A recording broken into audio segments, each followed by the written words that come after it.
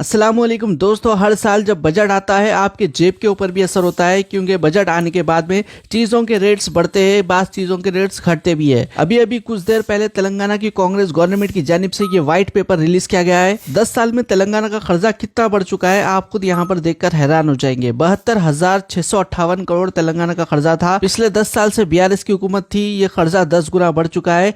6,71,757 करोड़ ये कर्जा हो चुका है। BRS की हुकूमत जो लोन्स उठाई थी बैंक से, वो डिटेल्स भी आ चुके हैं। कालेश्वरम प्रोजेक्ट तो मालूम ही होगा आपको। कालेश्वरम प्रोजेक्ट के लिए 74,590 करोड़ रुपए उठाए गए 9.69% इंटरेस्ट पर। अब ये जो कालेश्वरम का प्रोजेक्ट है मल्टीपर्पज प्रोजेक्ट है, लेकिन इसका मेन रीजन मैं आपको बता देता हूँ। तो अपना तेलंगाना क्या है, जरा हिली एरिया पे आता, तो पानी को जो है सो ऊपर चढ़ाकर डैम्स बनाकर पानी को स्टोर कर पूरे तेलंगाना के अंदर पानी सही सप्लाई होना बोल के ये प्रोजेक्ट को बनाए थे। पीने का पानी पूरे तेलंगाना में पहुंचाने के लिए जो प्रोजेक्ट शुरू हुआ था, इसका टोटल खर्चा आप देखकर हैरान हो जाएंगे 1.2 लाख करोड़। और ये पूरी दुनिया का सब में बड़ा प्रोजेक्ट था। लेकिन इतने बड़े प्रोजेक्ट के अंदर हादसा हो गया। क्या हुआ, इसका जो मेडीगड्डा ब्रांच था उसके अंदर क्रैक्स आ गए। अब ये वापस बनाना बोले तो 300 करोड़ और खर्चा होने वाले हैं। इतने बड़े प्रोजेक्ट के अंदर घोटाला हुआ बोल के तेलंगाना की कांग्रेस जो है सो इल्जाम लगा रही थी। राहुल गांधी भी यहाँ पर विजिट करे थे, यहाँ पर आप फोटोज वगैरह देख सकते हैं। लिफ्ट इरिगेशन में इतना ज्यादा पैसा खर्चा किया गया और वो भी कर्जा उठाकर। इसके बाद में सोशल मीडिया के ऊपर लोग ये सवाल उठा रहे हैं कि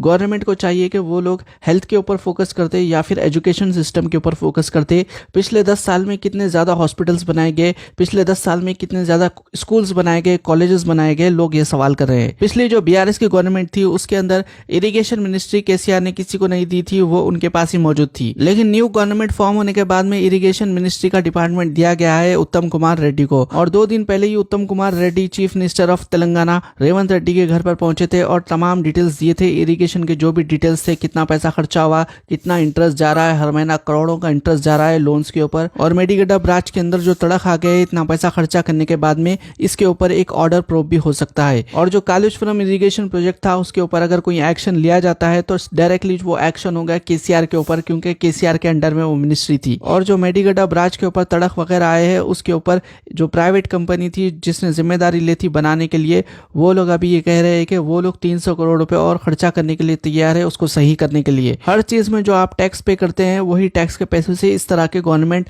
प्रोजेक्ट्स बनाने के लिए खर्चा करती है। और जो लोन्स वगैरह भी उठाए जाते हैं वो भी आपके टैक्स के पैसों से ही पे किए जाते हैं। अगर आप कोई 1 लाख रुपए का फोन खरीदते हैं तो आप 12,000 रुपए GST टैक्स दे रहे हैं उसके ऊपर। हेडफोन खरीदते हैं तो 18% जाता है आपको टैक्स।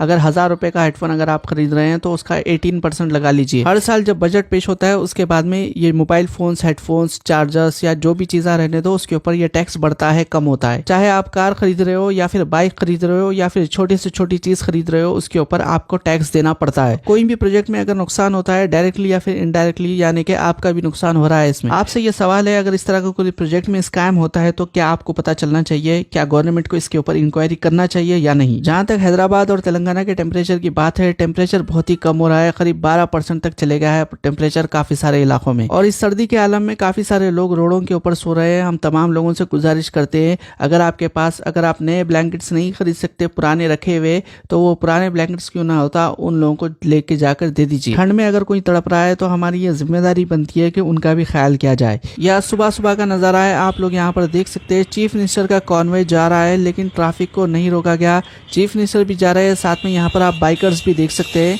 जो चीफ मिनिस्टर की गाड़ियों के बीच में से चल रहे थे। चीफ मिनिस्टर रेवंत रेड्डी ने पहले ये ऐलान कर दिया था कि अगर वो जा रहे हैं रोड के ऊपर तो उनकी वजह से ट्रैफिक को ना रोका जाए, उनके लिए ग्रीन चैनल क्रिएट ना किया जाए। और उनकी बात के ऊपर अमल करते हुए ट्रैफिक को नहीं रोका गया। अब देखना ये होगा चीफ मिनिस्टर और क्या क्या इकदाम लेते हैं आने वाले दिनों में। आप लोग क्या राय इससे मुतालिक कमेंट जरूर करिए। चैनल को अभी तक सब्सक्राइब नहीं करे तो चैनल को सब्सक्राइब कर लीजिए। इंशाल्लाह अगले वीडियो में मुलाकात होंगी। अल्लाह हाफिज।